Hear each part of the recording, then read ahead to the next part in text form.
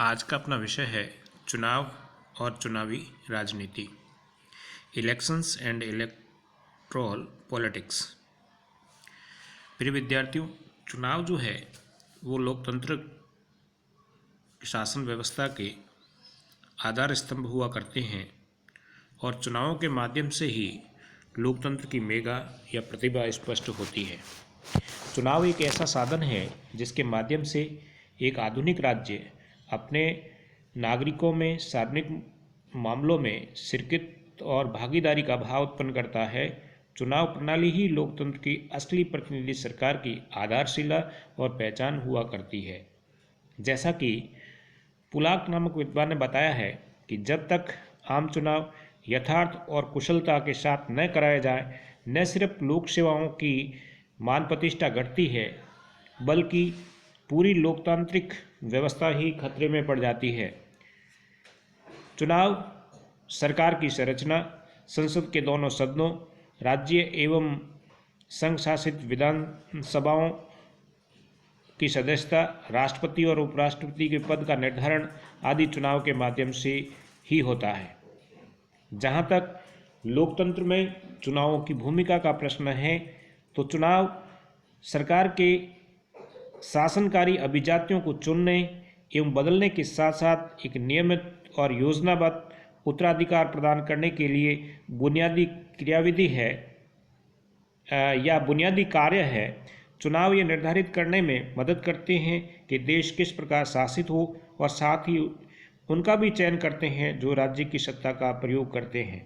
चुनाव जनसाधारण में राजनीतिक जागरूकता बढ़ाने, राजनीतिक जागरूकता और राष्ट्रहित की भावना बढ़ाने इत्यादि का काम तो करते ही हैं, साथ में मतदाताओं को शिक्षित करने और सरकार को वैधता प्रदान करने का भी कार्य करते हैं। यानी चुनाव जो है वो लोकतंत्र के लंब और आधार हुआ करते हैं।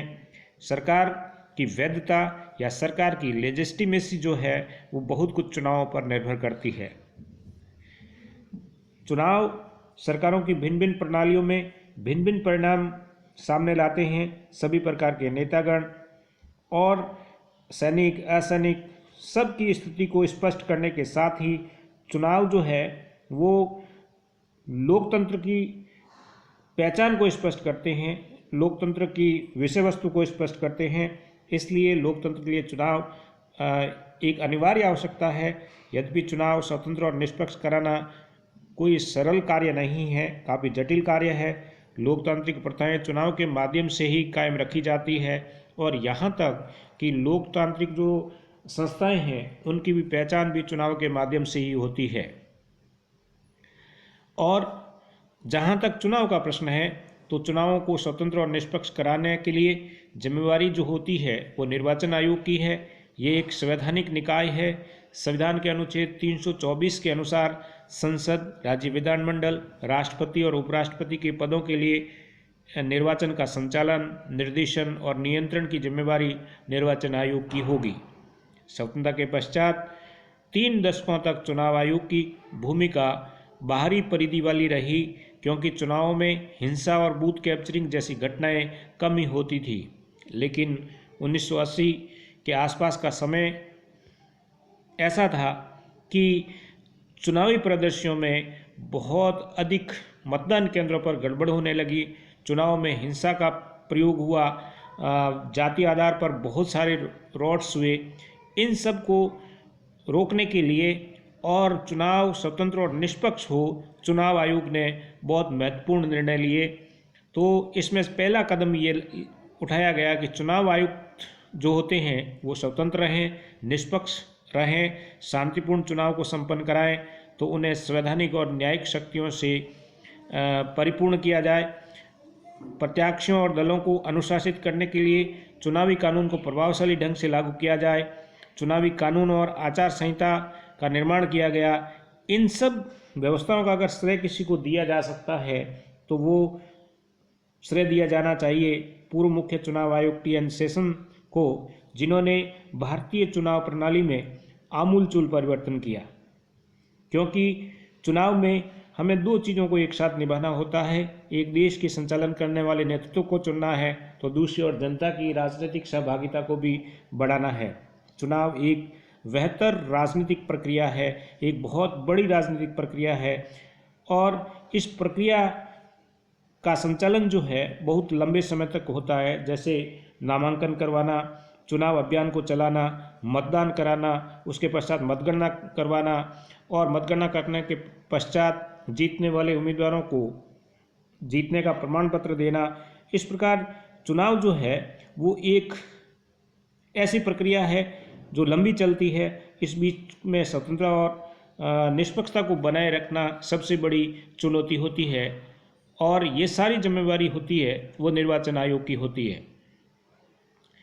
चुनाव और चुनावी नारे राजनीतिक व्यवस्था को खास जगह बना लेते हैं।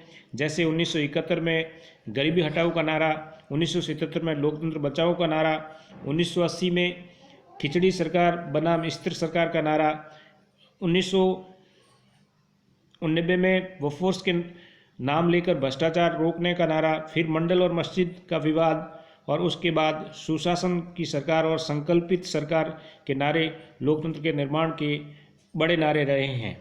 जहाँ तक भारतीय चुनाव प्रणाली में जाति का प्रश्न है, जाति जो है वो भारतीय चुनाव प्रणाली की निर्णायक तत्व है। जाति चूँकि जन्म से ही आरोपित हो जाती है, अपना ली जाती है, इसलिए लोगों के साथ ये एक जन्मजात पहचान बन गई है। जाति व्यक्ति की सामाजिक स्थिति के साथ साथ उसकी आर्थिक स्थिति को भी इंगित करती है। जाति की परंपरा का चुनाव से अब निकट का संबंध हो गया है, और इवन भारत के अनेक राज्यों में चुनाव जो होते हैं वो जातीय गुटों के आधार पर, जातीय व्यवस्था के आधार पर होने लगे हैं, और मतदाता और उम्मीदवारों का चयन और मतदाताओं का चुनाव में रोल, ये सब बातें जो है वो जाति के आधार पर की जाने लगी है। तो ऐसे में जो चुनावी प्रक्रिया है उसमें जाति की बहुत बड़ी भूमिका है। इस संबंध में Rajni Kothari, K N. Rai, Andre Beteille, M.N. Srinivasan, Rudolph and Rudolph आदि ने जो है वो भारतीय चुनाव प्रणाली में जाति के महत्व को स्पष्ट किया है। और चुनावी व्यवस्था में जो स्वतंत्र और निष्पक्ष चुनाव हो, इसके मार्ग में आने वाली बाधाओं को दूर करने के लिए चुनाव सुधार के लिए अनेक प्रयास किए गए, और इसमें पहला प्रयास जो है 1971 में सर जगन्नाथ राव की अध्यक्षता में एक कानूनी सुधार संयुक्त समिति का गठन किया गया। उसके पश्चात 1974 में न्यायमूर्ति V.M. तारकुंडे की अध्यक्षता में एक कमेटी गठित की गई। तारकुंडे कमेटी जो थी, इसने धन और बाहुबल के प्रयोग पर रोक लगाने की बात कही। इसके साथ सरकारी फंडिंग और सरकारी जो तंत्र है उसके दुरुपयोग पर रोक लगाने की बात कही।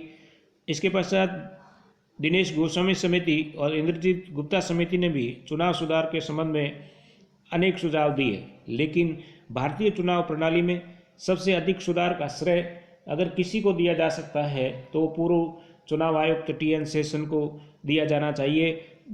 T.N. शेषन ने भारतीय चुनाव प्रणाली में आमूलचूल परिवर्तन किए। भारत में जो चुनाव है वो एक जटिल प्रक्रिया है। इसमें चुनावों की राजनीति के अपराधीकरण का बहुत अधिक प्रभाव देखा जा सकता है।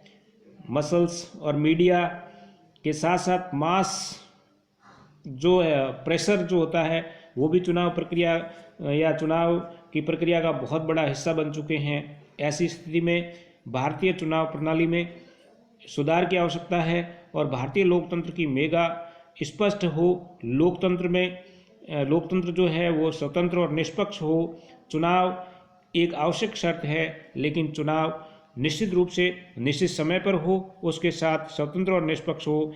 इन सब का जो दायित्व है वो चुनाव आयोग का है।